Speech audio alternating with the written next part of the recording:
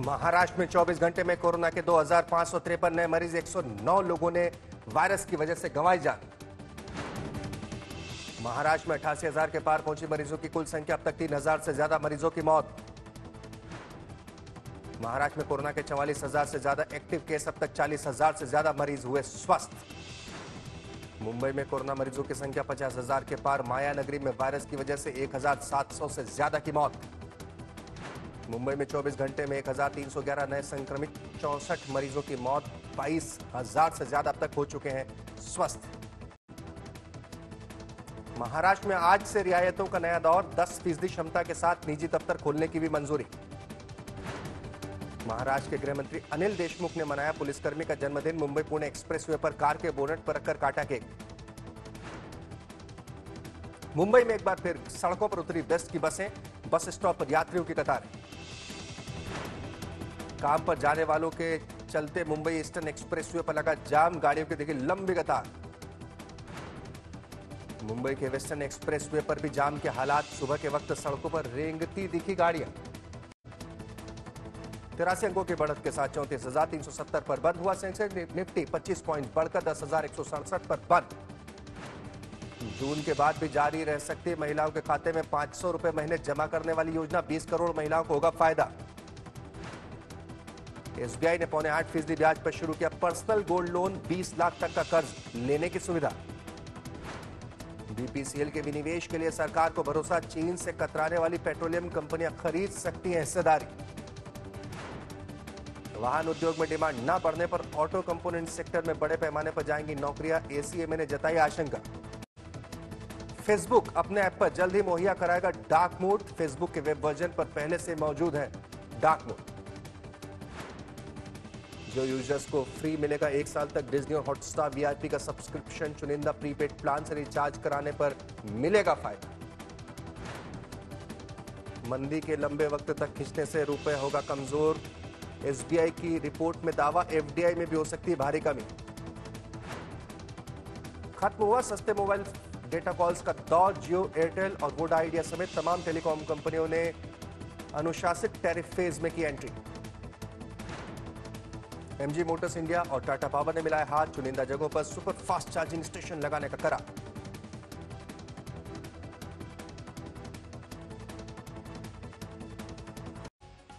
नमस्कार, मैं हूं भुवनेश सेंगर, आप देख रहे हैं मुंबई मेट्रो।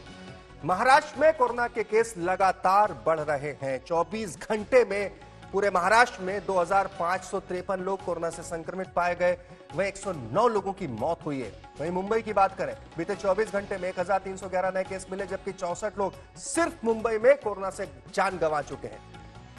अकेले मुंबई में 1,311 नए मरीज, 64 मिले 64 की मौत हो चुकी है अकेले मुंबई में बीते 24 घंटे में। वहीं महाराष्ट्र में अब तक 40,975 कोरोना मरीज स्वस्थ होकर घर जा चुके हैं। मिशन बिगन के तहत आज प्राइवेट कंपनियों के 10% कर्मचारी दफ्तर आए। सभी सरकारी ऑफिस भी 15% क्षमता के साथ खुल गए हैं। इन लोगों को ऑफिस पहुंचाने के लिए मुंबई में बेस्ट की बसें सड़कें पर उतरी, जो पहले सिर्फ एसेंशियल सर्विसेज के कर्मचारियों के लिए चल रही थी। पर बिना लोकल के ट्रेवल कर रहे मुंबईकरों की मुसीबत दोगुनी हो गई जब आधे बस ड्राइवर और कंडक्टर ड्यूटी पर नहीं आए।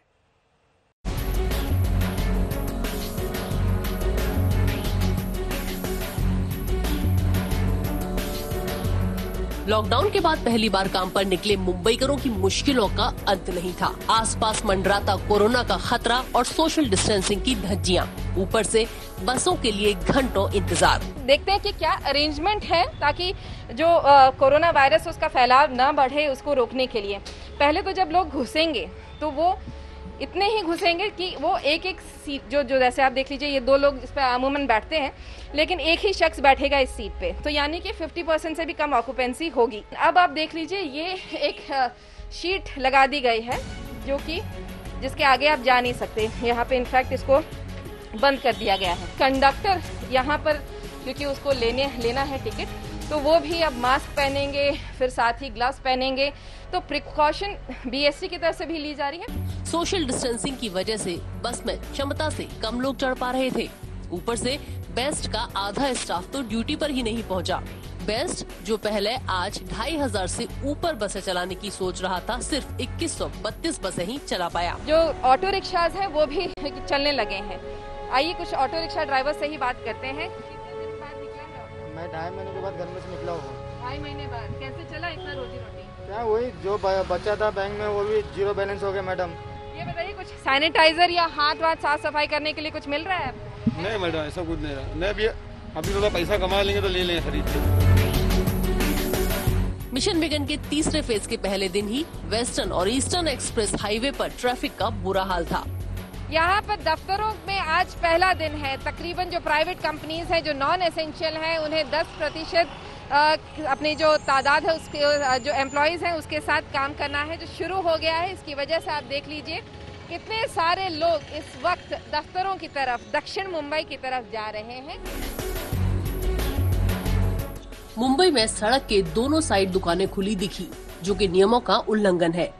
नियम यही बताए गए थे कि एक तरफ की दुकानें एक दिन खुलेंगी और दूसरे दिन की दूसरी तरफ की, लेकिन आप यहाँ देख लीजिए दोनों तरफ की दुकानें इस वक्त खुली हुई हैं। भाई साहब, ये दोनों तरफ की आज दुकानें खुली हुई हैं? हमको पता नहीं है, पुलिस ने बोला था मंडे को खुलने का है और दूसरा बोलते हैं कि मंगल को खोलने का है। हमको पता नहीं है पक्का है कि आज ये साइड का चालू रहेगा, कल वो साइड का चालू रहेगा, ऐसा बोले हैं। अभी देखते हैं क्या होता है। गाइडलाइन बीएमसी का अभी तक का ठीक से आया नहीं है। अभी ऑफिसर लोग आके बोलेंगे वो हिसाब से करेंगे। अभी तक बीएमसी का कोई सर्कुलर नहीं आया है हमें। जैसे ही सर्कुलर आता है तो हमें क्लियर हो जाएगा कि कौन से दिन हमें शॉप ओपन रखना है और कौन से दिन नहीं रखना है। तनुश्री पांडे के साथ विद्या, मुंबई आज तक। निसर्ग तूफान ने अलीबाग, मुरूद के अलावा अलाना, रत्नागिरी के दापोली में भी बहुत तबाही मचाई। किसानों की सालों की मेहनत पर तूफान ने कुछ ही देर में पानी फेर दिया। देखिए हमारे संवाददाता पंकज खेलकर की ये ग्राउंड रिपोर्ट।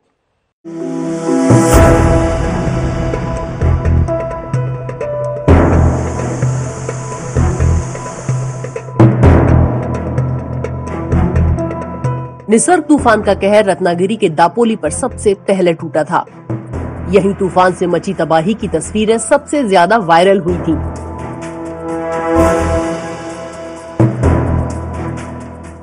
रत्नागिरी के दापोली तहसील के मुर्डी गांव, पांच पांडरी गांव में तो ज्यादातर घरों की छतें उड़ चुकी हैं और मॉनसून सिर पर खड़ा है।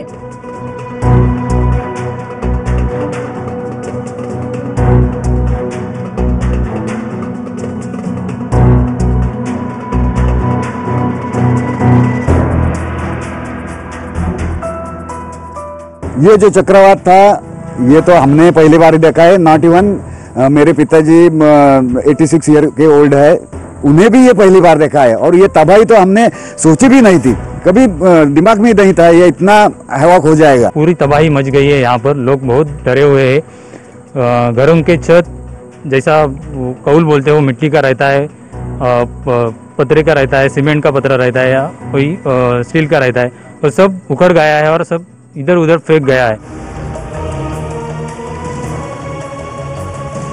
इस इलाके में काजू, नारियल और आम की खेती सबसे ज्यादा होती है और तूफान ने खेती को तहस नहस कर दिया है।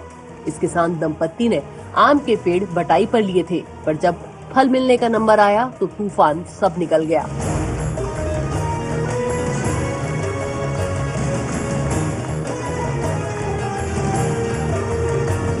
सरकारने आम्हाला जास्तीत जास्त आम्हाला जर मदत केली तर बरंच होईल। तर आम्हाला अपेक्षा आहे की सरकार आम्हाला काहीतरी द्यावं, आम्ही सरकारला आम्हाला आमच्याकडून म्हणजे सरकारने आम्हाला काहीतरी द्यावं असं, नाहीतर आमची हालत लय म्हणजे खूप खराब होणार आहे। मुआवजे की आस में बैठे लोगों को प्रशासन के बयान राहत देने की बजाय जले पर नमक छिड़कने जैसे लगते हैं।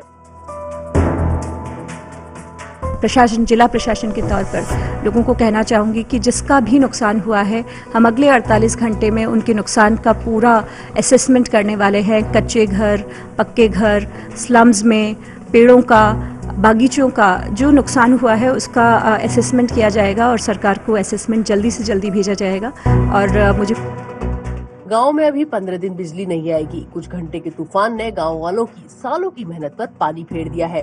एनडीआरएफ ने अपना काम किया है, जो प्राथमिक काम होता है बचाव और राहत का, वो काम हो गया है। लेकिन इसके बाद जो बिजली बोर्ड है और सिर्फ रत्नागिरी या रायगढ़ नहीं, महाराष्ट्र के अनेक जिलों से बिजली विभाग के कर्मचारी जुट गए हैं जल्द से जल्द बिजली बहाल करने में।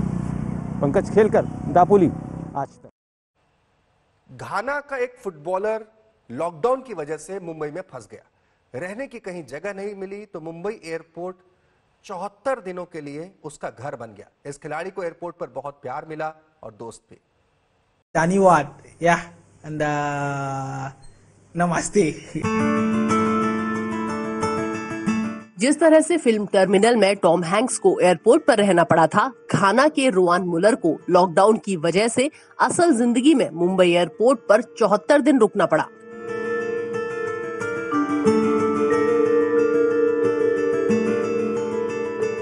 When I got to Mumbai, all dormitories and hotels were closed.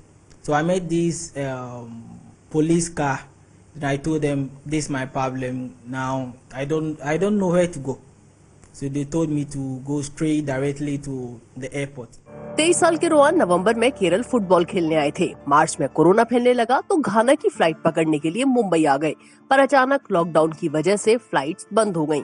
Airport पर तैनात CISF के जवानों ने रोआन का खूब ख्याल रखा। वो रोआन के लिए खाना तक लेकर आते थे। And CISF people also, some people were very good. Yeah, JP, Chandra, a whole lot. I can't mention names. Thanks to everybody. रोआन की मदद के लिए किसी ने आदित्य ठाकरे को टैग करते हुए ट्वीट किया। उस दिन आदित्य जी का अचानक से फोन आया कि अरे ऐसे एक हमारे यंगस्टर है, वो फुटबॉलर है, आप लोग जरा जाके देखिए, उनको कुछ दिक्कत हो रही है। तो जब हम वहाँ पहुंचे तो हमने जब इनसे बात की, रॉजी से जब हम मिले और जब इनकी रियल स्टोरी हमने जानी कि उनके साथ क्या 74 दिन में हुआ है, तो काबिले तारीफ था। और हम लोग सब युवा सेना जब ग्रुप में आपस में बात कर रहे थे तो ऐसा लगा कि हकीकत में आदित्य जी को और आभा जी जिन्होंने उनको ट्वीट किया, आदित्य जी ने हमको बोला और हम वहाँ पहुंच पाए, वो बहुत बड़ी चीज है और दिल से खुशी हुई। इसी दौरान ये भी कोशिश चल रही है कि कोई फुटबॉल क्लब अगर उन्हें हायर करना चाहे तो उन्हें खेलने के लिए हायर कर सकता है, उन्हें खेलने के लिए अपने क्लब में शामिल भी कर सकता है। ये उदाहरण है कि किस तरीके से बड़ी मुश्किलों के बावजूद लोग मदद करने की कोशिश कर रहे हैं इस पैंडेमिक के दौरान। कैमरा पर्सन किरण सपकाल के साथ दिवेश सिंह, मुंबई, आज तक।